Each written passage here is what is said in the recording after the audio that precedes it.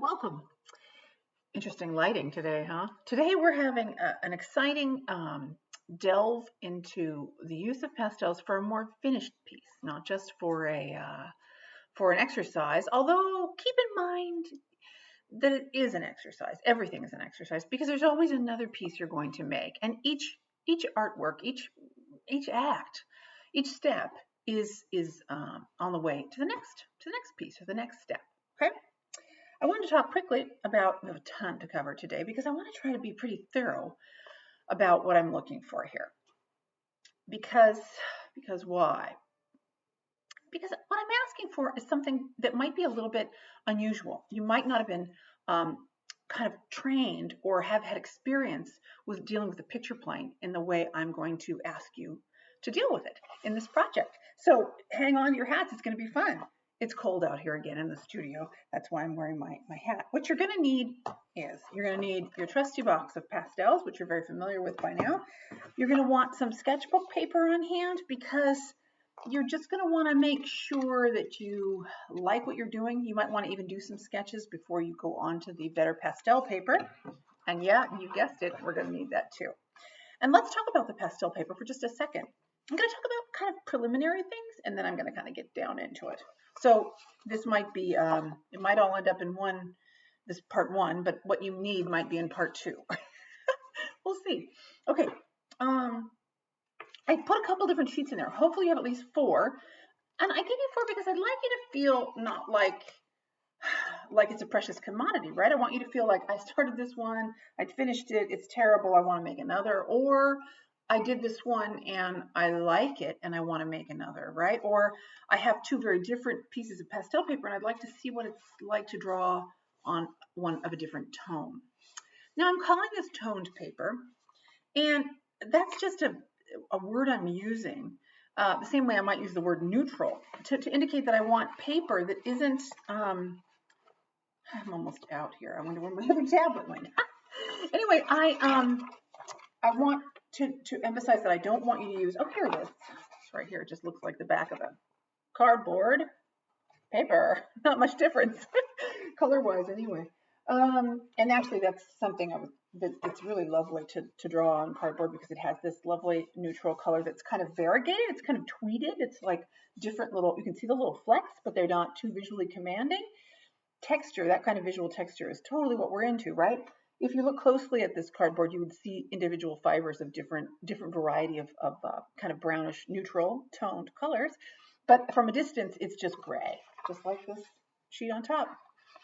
Okay, so I want you to use neutral colored paper. A couple of you will have some that are on the blue side, like you would say that's a piece of blue paper, or that's a piece of pink paper.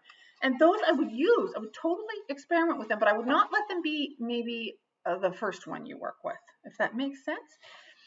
And this is what I'm asking you to do here is a very traditional kind of way of working with pastel. As you know, when you've been using the pastel to make your color wheel, you have to really kind of sweat it, right, to get that white paper all covered.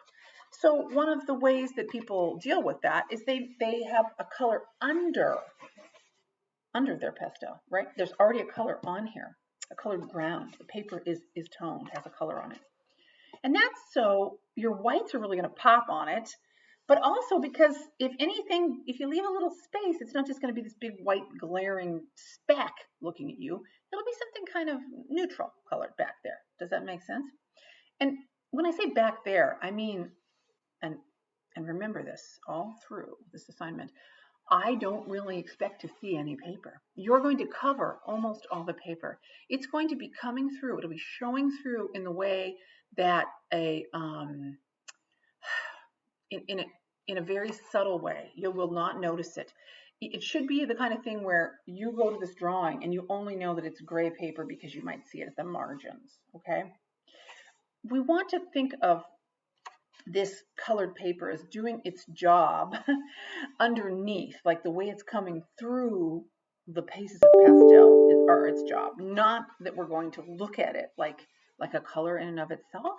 That's a little awkward to explain, but I know that you will know what I'm talking about once I show you how to do it, how to draw it. So I've got two pieces that are the same gray. That's not so good. I've got I've got a piece of very flecked, kind of a yellowy warm color. This is also a good choice. This one is also okay, but it's almost white. So this is probably not the one I want to start with either. So you may have one like this, and that's great, but maybe set it aside until your second pastel piece. You'll see that the pastel paper often has a tooth or a pattern on it. Some of it does not. Some of it's kind of slick. I apologize about that. Um, but pick the one you've got that's sort of the most textured as well, right? You'll see there's a laid pattern, laid, L-A-I-D. It's just like a woven, so sometimes called wove or woven paper, and it's just like it's the pattern of kind of the decal or the screen rather that they create the paper on. Paper starts out as a slurry of pulp and often cotton, but sometimes wood pulp in a big slurry of water. You've probably made it in your blender, and you stir it all up.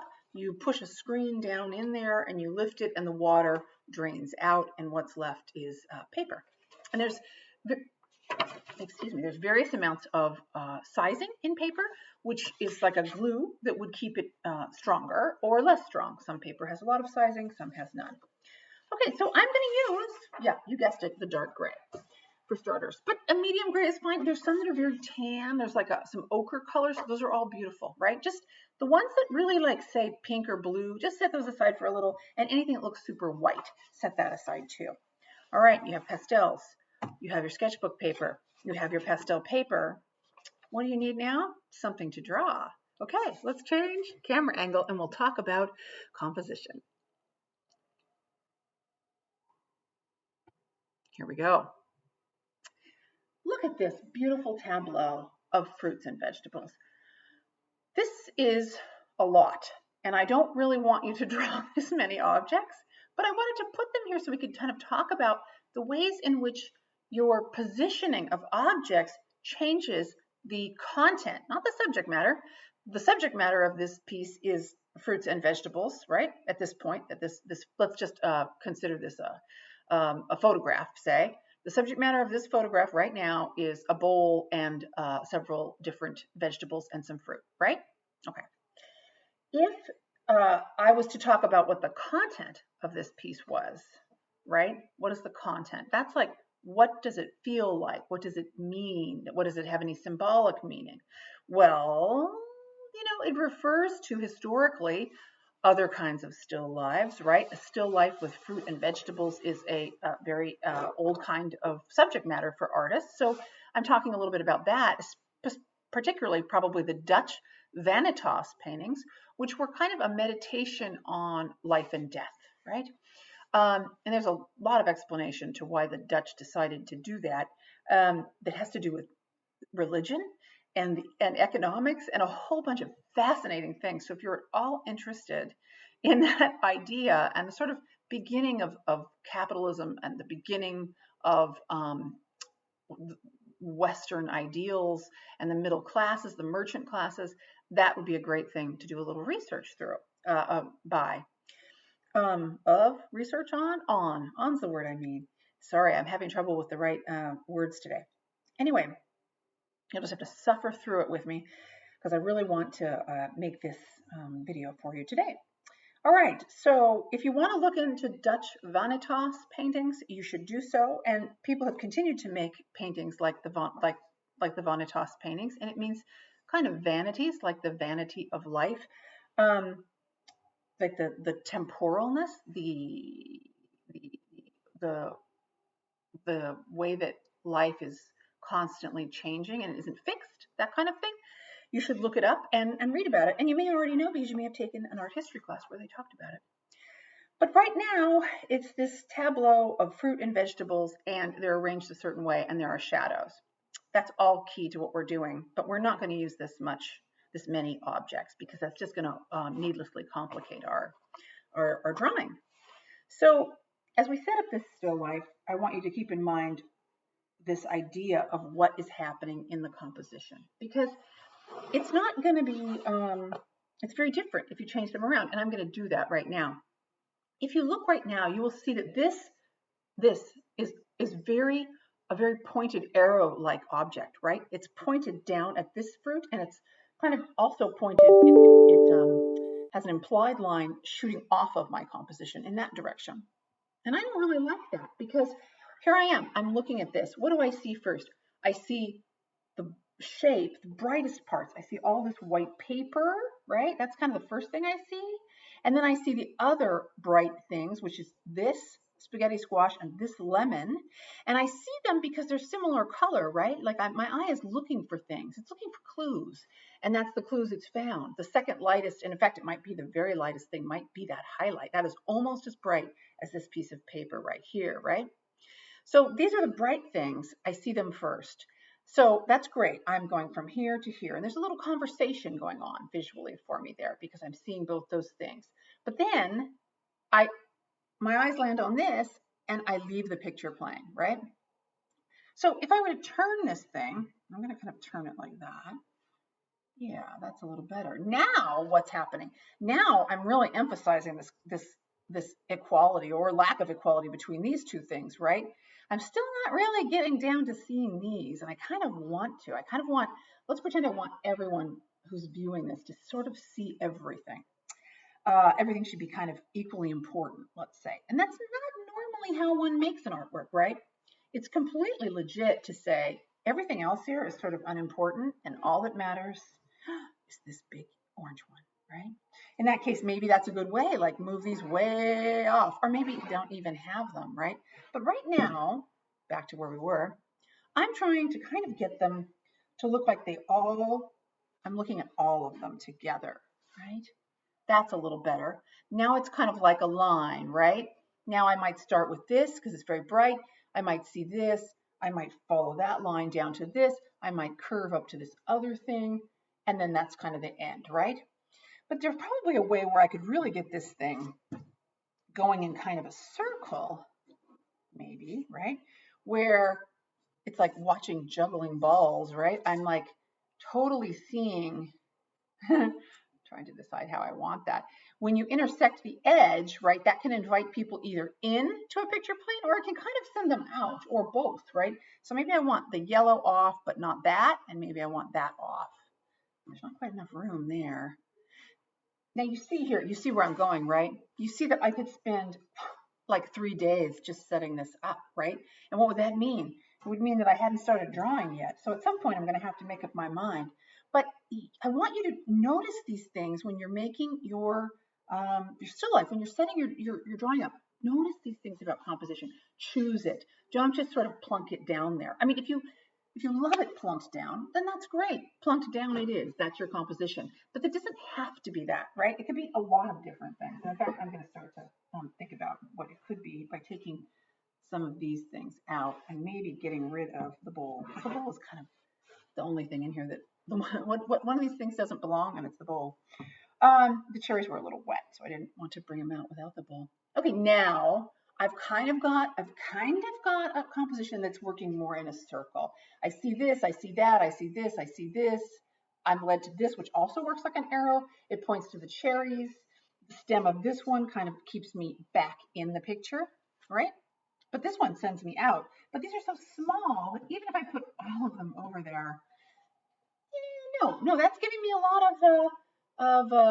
of emphasis on that one direction, right? And I don't really want that. So I could do something bold. I could like stop those cherries from pointing me off by putting a large object over here.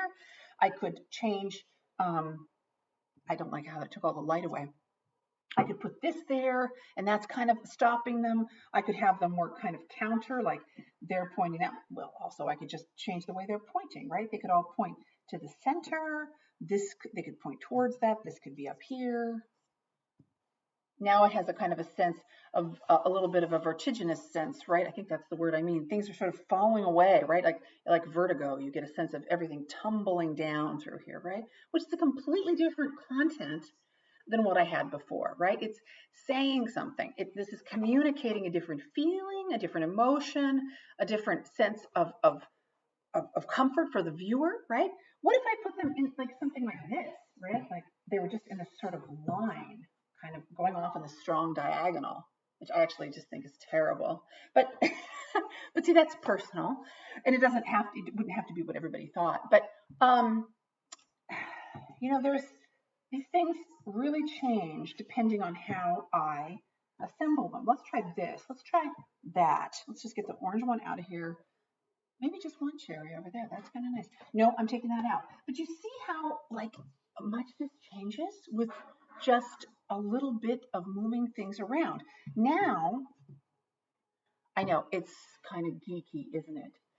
Pretend I didn't have, like, I don't like that much white over there at this point. If I had it over more, maybe that would work because, of course, empty spaces balance things, right?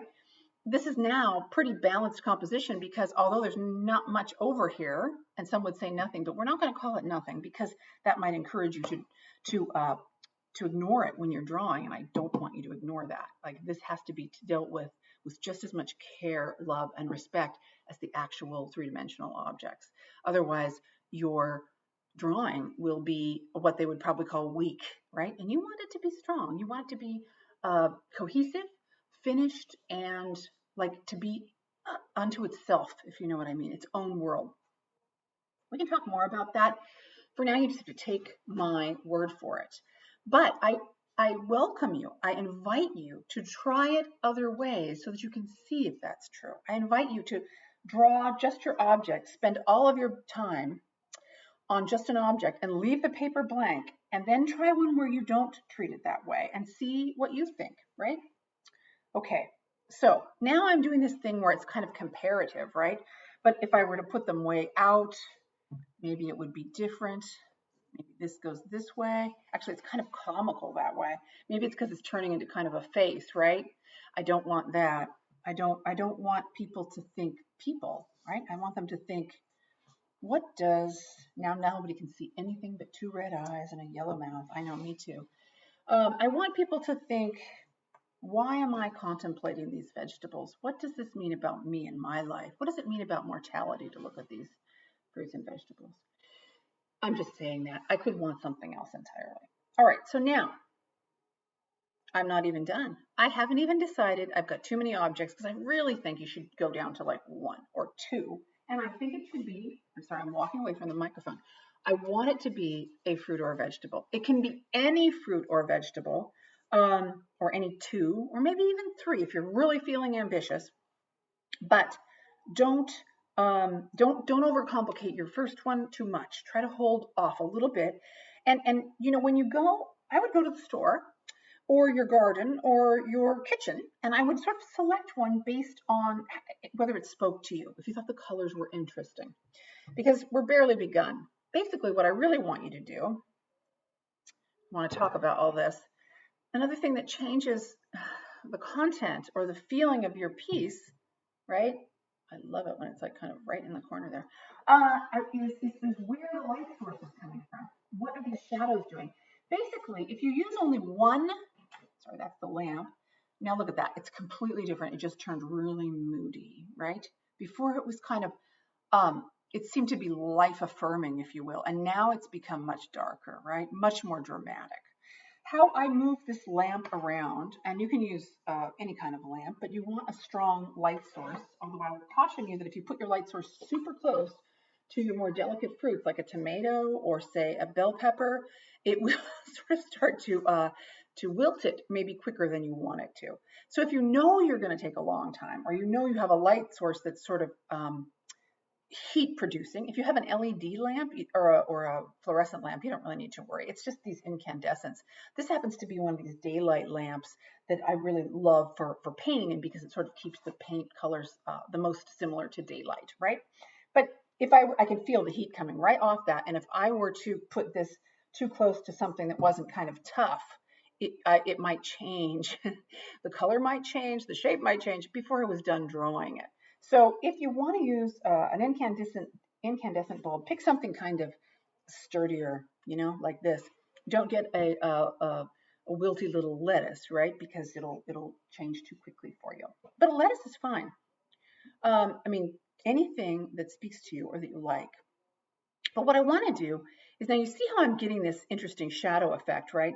This is changing the content and subject matter, the content, not the subject matter, the content of my piece also. Like now these shadows are so complicated, right? There's like a couple different, they call this the umbra and the penumbra. They've got different names, but these sort of like rings of shadow, right? That spread out. And I want you to think of this piece as a kind of a conversation between the object or objects and their shadows. That's sort of all that'll be in there for subject, right? Nothing else. But what are they saying to each other and what is happening? And why are we pursuing this with color in particular? Because we want to try to observe the colors that we see reflected into the shadows. Okay, so let's get rid of those two and just do two for a minute. And I still don't know what I'm going to do. I'm just trying to see what my possibilities are. I had it set up, oh yeah, once really well where you could really see the yellow reflected in the shadow. You can kind of see it there. Do you know what I'm talking about? This is so tricky because when I walked away again from the camera,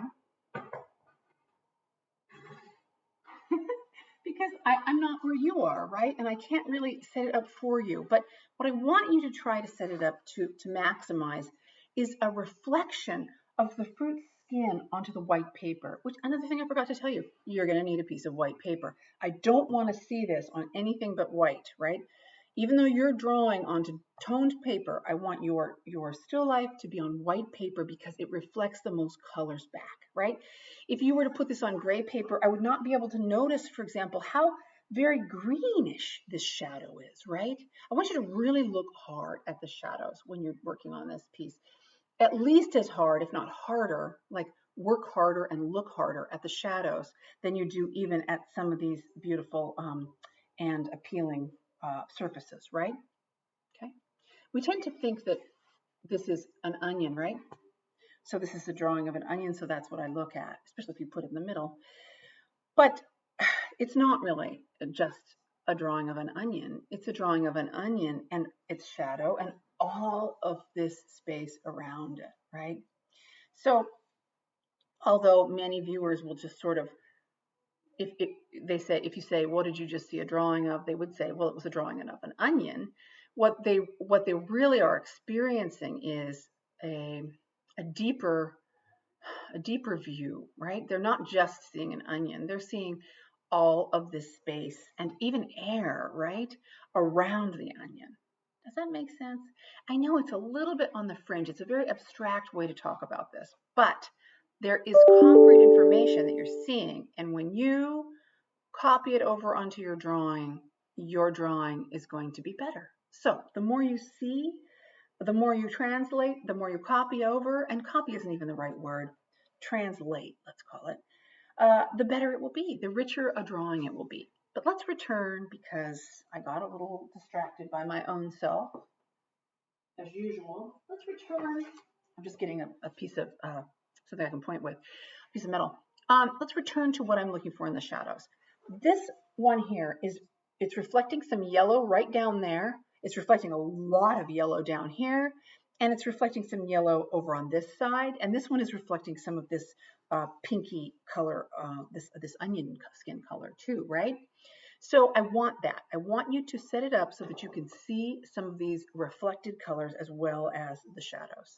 Because I don't want you just to come in here and paint this all white, right? Or to draw all this white on your paper. I want you to like look at that and go, what is that color? Like right now, I see that it's really white right here where the lamp is the strongest, but I would put money on the idea that this is almost pink, right? And over here, it's a little more yellow and green. This shadow is some kind of combination of weird blue greens. It's not just gray, right? We tend to think, oh, the shadow is just this dark gray thing, and it's really not. Look at that highlight right there. This edge, I can see yellow on the edge of this stronger piece of shadow here, right? There's kind of a lot of blue up here, maybe even lavender or purple. I'm looking for you to really see all that and maybe even exaggerate it a little bit, right? So that, and mind you, if I was looking at, if I see this as kind of blue, right? You may see it as some other color, and that is fine. But don't just say, well, I know that it's a shadow, so it must be gray, so I'm just going to get out some black pastel and smush it over the part that I've already put white down. That is not what we're trying to go for. And because we're trying something hard, you're going to have some like frustration, right? You're going to be like, oh, this doesn't look that good. Just don't worry about that. Kind of just keep on, because as much as you're trying, you're learning something, right? If this was easy for you, it would just be silly and not very instructive. So if you're feeling like it's hard and a challenge and you're not sure, like, I don't know what color that is, that's correct. Try to sort of try some. And if you don't want to commit to putting it right on the drawing paper, that's why you have that sketchbook paper out. You can kind of like mock yourself up a little section. Like, I'm just going to draw a tiny little example of the edge of this and these couple shadows and see if I like it. It's totally legit to experiment and try and figure out what you want before you go for the big thing. Okay, does that make sense? So there's going to be a lot more here. For one thing, I need to figure out how I'm actually going to draw it. Then I need to sort of start and show you what I'm talking about, because I have these strange rules about dealing with the whole picture plane at once, right? So let's call this enough for this video, and I'll see you again shortly in part 2. That's all.